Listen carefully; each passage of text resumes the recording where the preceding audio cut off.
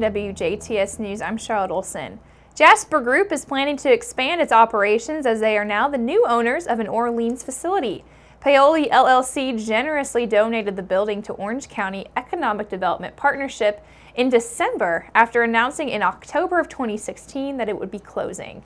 Orange County Economic Development was then able to quickly convert the donation into a real estate sale that brings in the Jasper Group as the new owners of the 1.2 million square foot facility.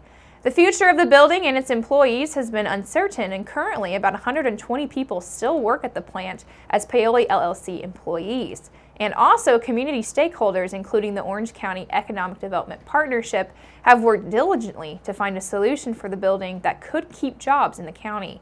Jasper Group plans to retain the current production employees and possibly add more workers to the manufacturing floor when it begins operations in the first quarter of 2018. The company also plans to use part of the facility for warehousing and shipping for its multiple product lines. Paoli LLC will likely wind down operations by the end of February, and during that time, the Jasper Group will begin bringing in raw materials and finalizing equipment purchases that can be used immediately in new operation. Jasper Group's president, CEO, and chairman of the board, Mike Elliott, said that we plan for a seamless transition and are very optimistic about our new employees and our new buildings in Orleans, which is now the largest facility for the Jasper Group and a perfect complement to our other operations. And he also stated that we have had a great experience working with them to help make this expansion happen, and they couldn't be more pleased to help keep jobs there in Orange County. County by county unemployment numbers have officially been released, and after a slight decrease of 0.1%, DuBois County has made a return to the top as far as counties with the state's lowest unemployment rate. The Indiana Department of Workforce Development says that DuBois' jobless rate for the last month came in at 2.4%, which is down from 2.5%.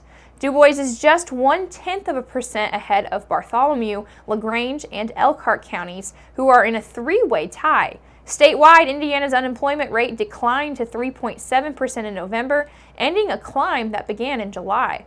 The Department of Workforce Development says that the state's unemployment rate decreased 0.2 percentage point from October's rate, and the state's jobless rate had been climbing since dipping to 3% in June. Still, the state's unemployment rate does remain below the national rate of 4.1%.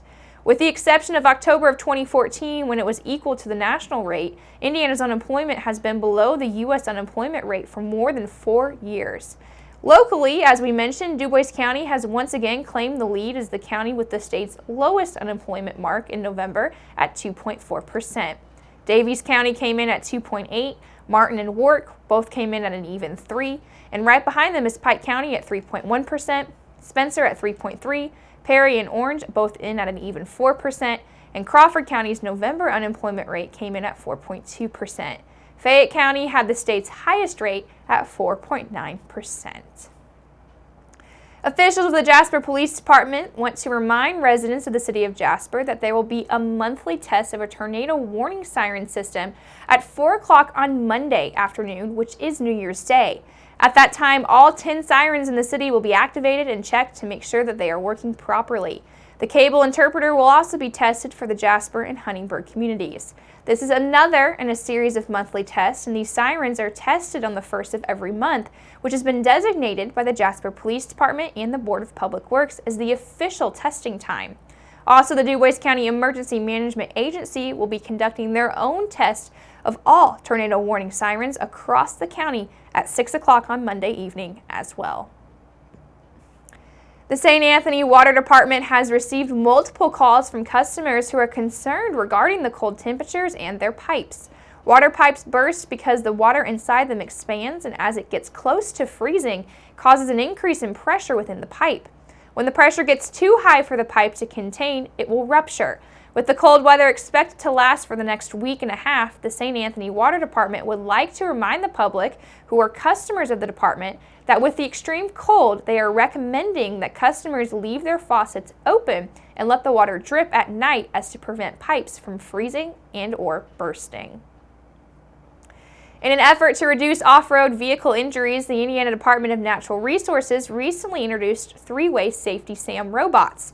State Representative Ron Bacon discusses how the technology will help educate children on the importance of helmets and other proper safety equipment.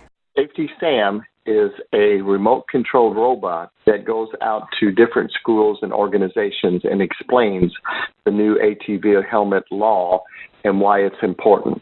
Wearing a helmet while riding an ATV and wearing safety gear is important because it will protect you in case the ATV rolls over. The problem we've been having in the past is the size of the ATVs have been so large now that the children riding them have been injured or killed if the ATV rolls over. The kid-sized robots, which were donated by the Play for Kate Foundation, drive mini ATVs and sport full safety gear to help raise awareness and prevent fatalities. According to the DNR, 2016 was the deadliest year for ATV accidents in Indiana. Since July 1st of this year, there have been 0 fatalities to minors. For more information about off-road vehicle safety, you can visit www.in.gov/DNR.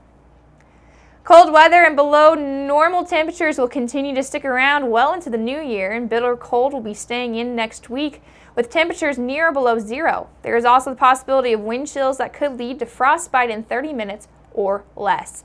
With the weather outside remaining frightful, State Fire Marshal Jim Greason reminds Hoosiers that space heaters and fireplaces are the most delightful when used correctly.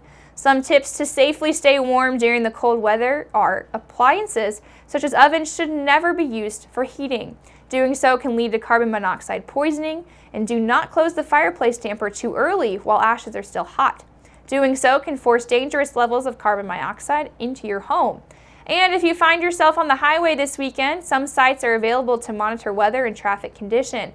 A source for monitoring weather conditions is the National Weather Service. And to keep an eye on road conditions and closures across the state, you can visit trafficwise.in.gov. Indiana residents planning to serve alcohol during their New Year's festivities will need to stock up in advance this year. That's because December the 31st falls on a Sunday, and Indiana still has a Sunday ban on carry-out alcohol sales from liquor, grocery, and convenience stores. But this year could be the last time Indiana residents will need to work around the state's Sunday carry-out alcohol ban when planning for holiday parties or stocking up for their own needs. State lawmakers are expected to consider legislation in January that will change state law to allow Sunday sales for the first time since Prohibition. A Sunday commission Indiana lawmakers created to review the state's antiquated alcohol laws earlier this month recommended repealing the Sunday retail sales ban. And make sure you keep it right here, because up next we're going to take a look at your weather summary.